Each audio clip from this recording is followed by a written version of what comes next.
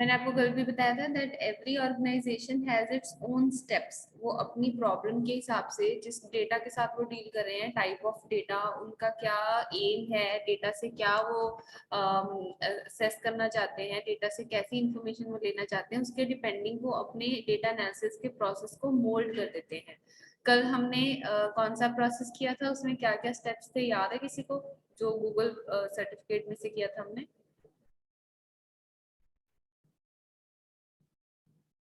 कौन बताएगा?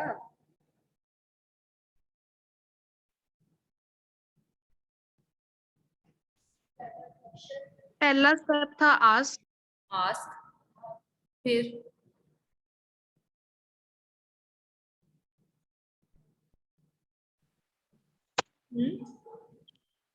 पहला स्टेप था आस्क, मींस क्वेश्चंस डिफाइन किए उन्होंने, डिफाइन किया कि हमने करना क्या है, हमने किन क्वेश्चंस के जवाब ढूंढने हैं। उसके बाद फॉर्म क्रिएट एक्ट, फिर प्रिपेयर, फिर उन्होंने उस डेटा को प्रिपेयर किया, क्वेश्चनर प्रिपेयर किया, सर्वे प्रिपेयर किया, अपना पूरा प्लान प्रिपेयर किया। फिर प्रिपेयर, आस्क, प्रिपेयर, देन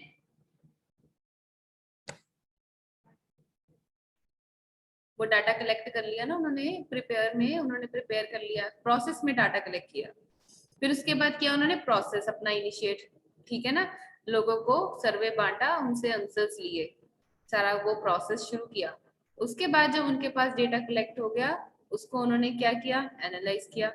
ठीक है, प्रोसेस में उन्होंने डेटा कलेक्ट करके स्टोर कर दिया, एनालाइज में उन्होंने डेटा को, डेटा का एनालिसिस करना स्टार्ट किया, उसको स्टडी करना स्टार्ट किया। उसके बाद आस्क, प्रिपेयर, प्रोसेस, एनालाइज, उसके बाद क्या किया, शेयर। उसके बाद उन्होंने जो भी उनको आंसर्स मिले एनालाइज करने के बाद, उन्होंने कंसर्न्ड पर्संस के साथ उसको शेयर किया और उसका एक समाधान ढूंढा जो उनको प्रॉब्लम मिली। फिर उसके बाद उन्होंने क्या किया,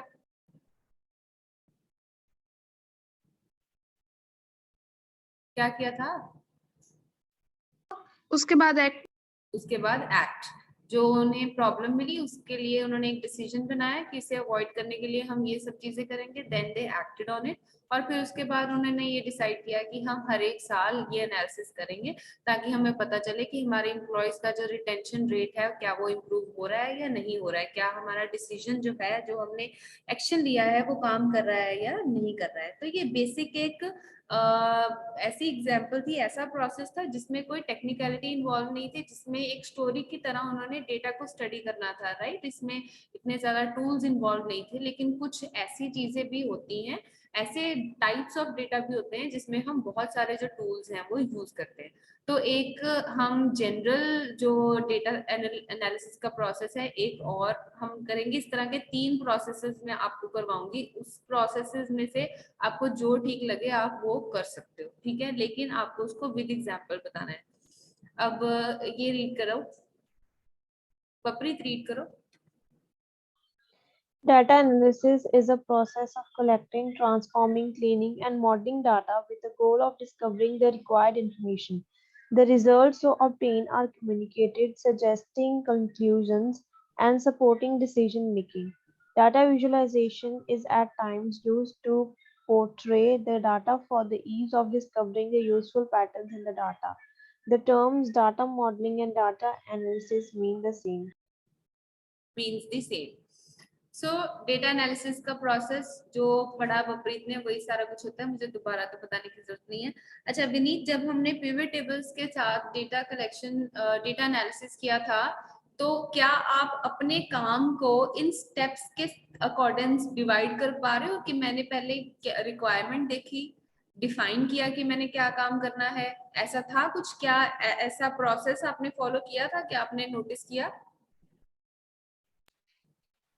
मैम मैंने जब डाटा लिया था तब मैंने उसकी पहले तो सबसे पहले फील्ड्स चेक की थी कि ये डाटा किसके मतलब सबसे ज्यादा किसके ऊपर कंसंट्रेट है और ये क्या क्या उसमें सबसे ज्यादा मतलब हाईलाइट कौन सी चीजें की है। उसके बाद मैम मैंने देखा था कि इस डाटा को थोड़ा सा मोल्ड कर कर मैं क्या रिजल्ट्स बना सकती हूँ और थोड़ा ये देखा था कि अगर मैं जो रिजल्ट्स बना रही हूँ वो हेल्प कैसे करेंगे।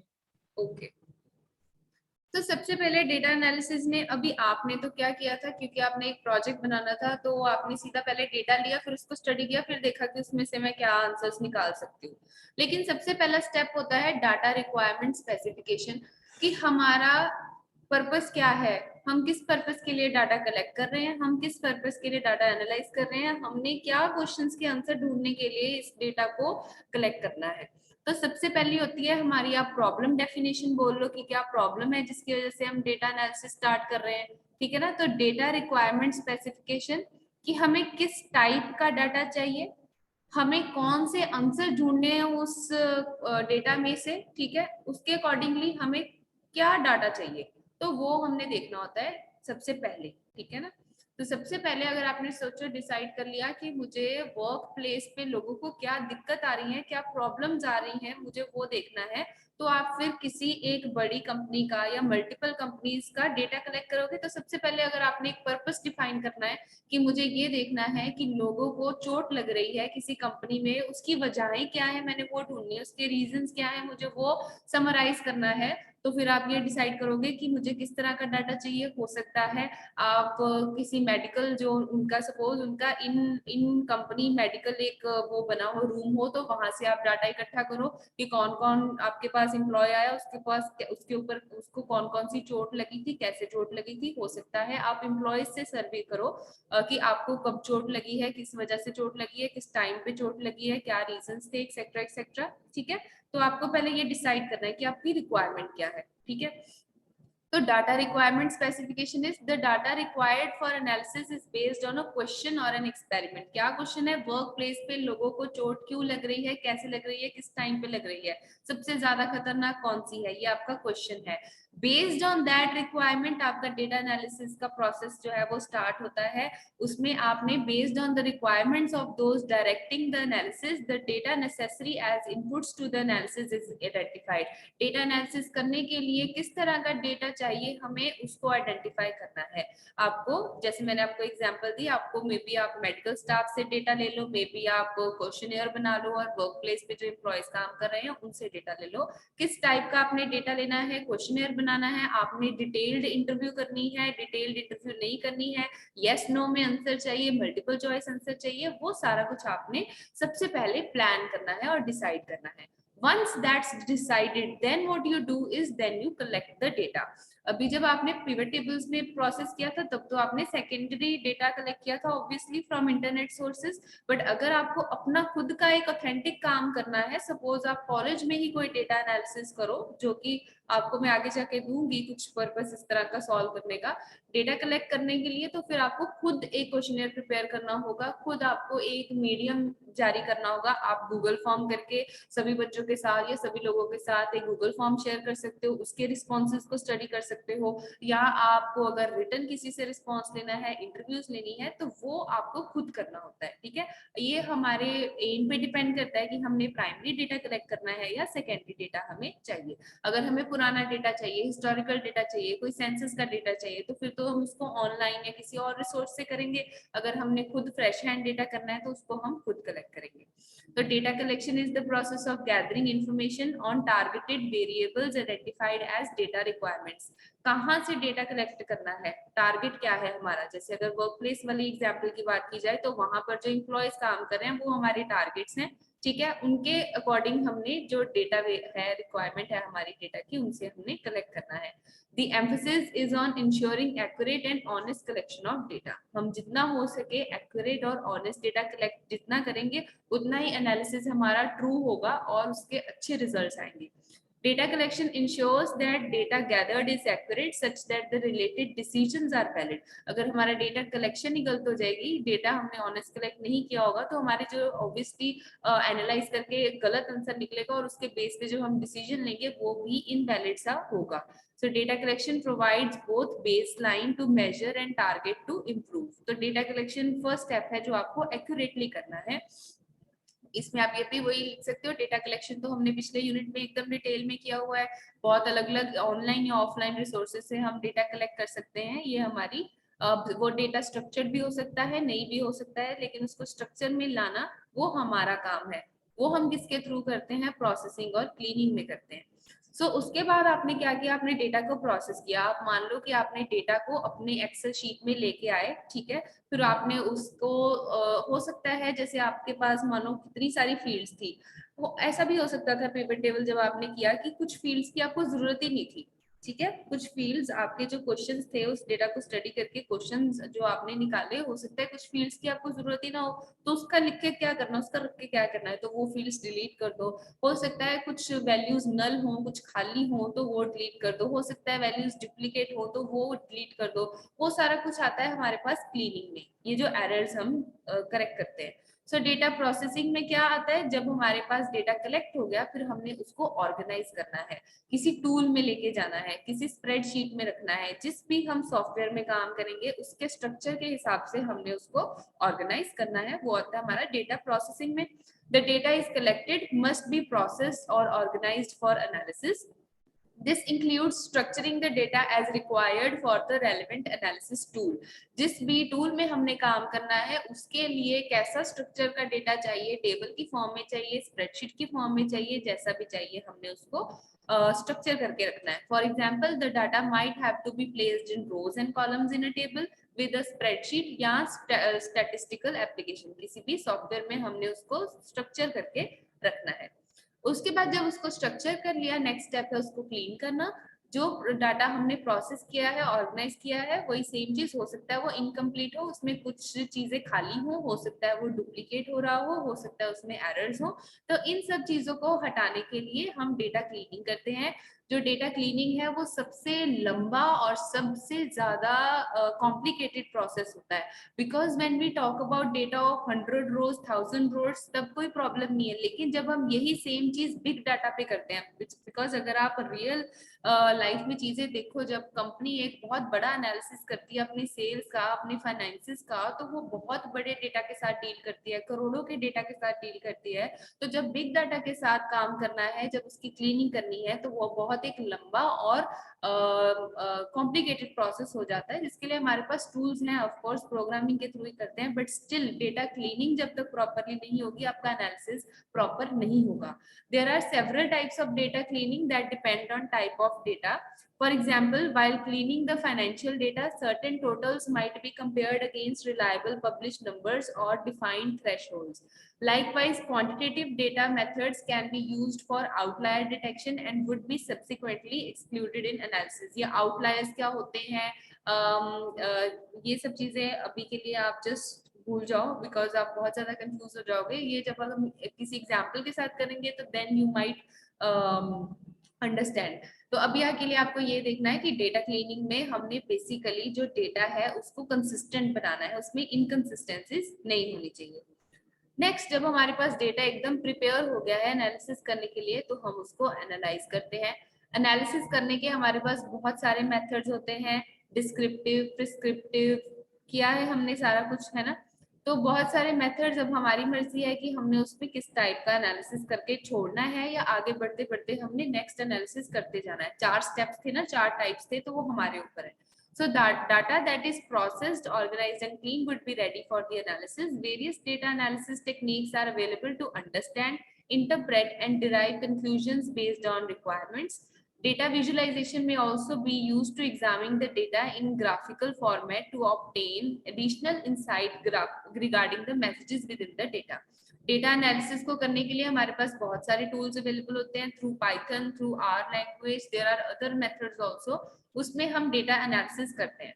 अब यहीं पे इन्होंने बीच में डेटा विजुअलाइजेशन का बता दिया कि उस डेटा को अगर हमने ग्राफिकली रिप्रेजेंट करना है थ्रू चार्ट्स एंड ग्राफ्स, तो वो भी हम इसमें इन्होंने इंक्लूड कर दिया। अदरवाइज डेटा एनालिसिस के बाद आप एक नया स्टेप बना सकते हो, डेटा विजुअलाइजेशन, जिसमें हम डेटा को ग्राफिकली जो है रिप्रेजेंट करते हैं, जो भी हमने कंक्लूजन्स निकाली है। जैसे मैम ने आईपीएल का डेटा दिखाया था, याद है आपको, वो सारा कुछ ग्राफ्स के थ्रू दिखाया था, ठीक है, कि उन्होंने प्रोग्रामिंग के साथ था उसका एनालिसिस, लेकिन ग्राफ्स में उन्होंने सारा जो डेटा था उसको शो किया था, कौन सी टीम सबसे ज्यादा बार गिरी, उसका सबसे ज्यादा बार जीती, उसका जो हिस्टोग्राम का बार था वो सबसे लंबा था, all of that. So that comes under data visualization. You make it a different point. Analysis के बाद data visualization का आप एक अलग point बना सकते हो, ठीक है। आगे जाके हमारे पास एनालिसिस जब हम डिटेल में करेंगे तो हमारे पास बहुत सारे मेथड्स होते हैं, जैसे रिग्रेशन होता है, लीनियर लीनियर रिग्रेशन होता है, क्लासिफिकेशन होती है, क्लस्टरिंग होती है, डेटा माइनिंग में भी आप ये सभी चीजें पढ़ोगे. So there are different algorithms to analyse the data. ये क्या टाइम है कॉलेज आने का? ना आप घर से लेक्चर लगा रहे हो और यहाँ पे आप 11 बजे आ रहे हो. बैठो, अपनी मर्जी से मत आओ. अगर आपने आना है कम हेयर बाय 9 o'clock और 9:30 मैक्स.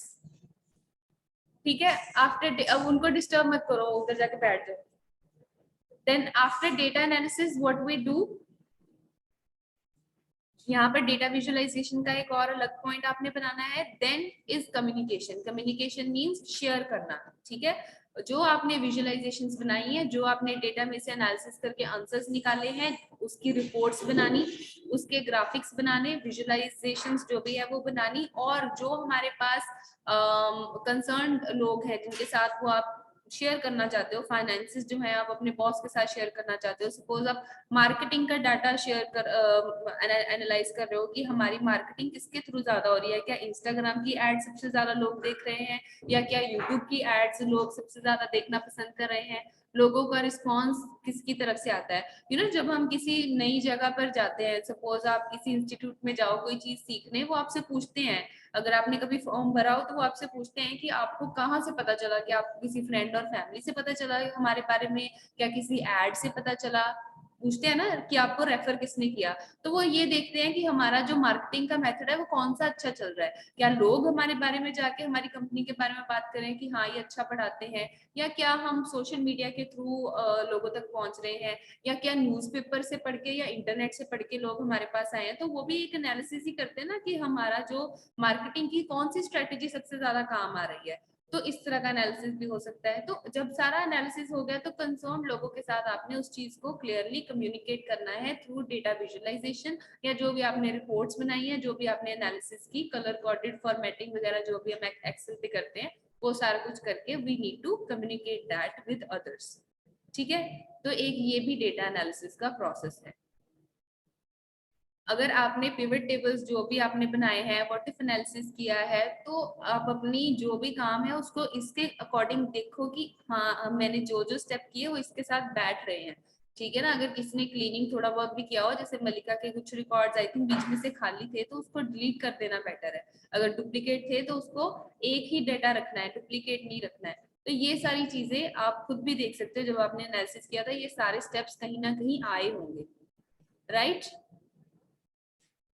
कोई डाउट इसमें किसी भी? अगर मैम जैसे हाँ डाटा क्लीनिंग कर रहे हैं, हाँ जी, जैसे डाटा कर रहे हैं और वो फील्ड है उसे हम रिमूव नहीं कर सकते क्योंकि वो हमारी की फील्ड है. पर मैम सबसे ज्यादा जैसे वैकेंट रिकॉर्ड सबसे ज्यादा इनएफिशिएंसी उसमें है, तो हम क्या करेंगे? आपकी ना बीच में आवाज गायब हो गई थी थोड़ी सी. कौन सी आपने प्राइमरी क्या बोला? जैसे मैम मैं कह रही हूँ हम कोई भी वो कर रहे हैं, डाटा क्लीनिंग कर रहे हैं, और हमारे जौन सा डाटा है उसका जौन सा फील्ड है वो सबसे इम्पोर्टेंट वाली फील्ड में सबसे ज्यादा इनएफिशिएंसीज है, कोई ज्यादा सबसे ज्यादा ब्लैंक उसी में है. और मैम जैसे वो प्राइमरी है तो हम उसे डिलीट नहीं कर सकते, हाँ तो उसमें हम क्या करेंगे उस केस में? बेटे देखो, जब हम बिग डाटा की बात करते हैं ना, जब हम लाखों करोड़ों डेटा वैल्यूज की बात करते हैं, तो उसमें से अगर 100, 200, 300, 400, 500, 1000 भी खराब भी होना और उसको हम डिलीट भी कर दें तो हमारे डेटा पे इतना अफेक्ट नहीं पड़ता है.